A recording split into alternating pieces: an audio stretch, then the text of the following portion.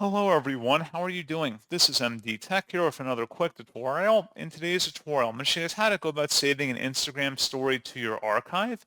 So this should hopefully be a pretty straightforward process here, guys. And without further ado, let's go ahead and jump right into it. So all you have to do is select your profile icon down the bottom right to be directed to your profile page, and then select the hamburger icon at the top right. And now you want to scroll down underneath where it says your app in media and select archiving and downloading. Where it says save story to archive, click inside this oval one time until it's lit up blue and to the right, meaning it's turned on and your stories are now saved to the archive. So pretty straightforward process, guys. And as always, thank you for watching. I do hope that I was able to help you out, and I do look forward to catching you all in the next tutorial. Goodbye.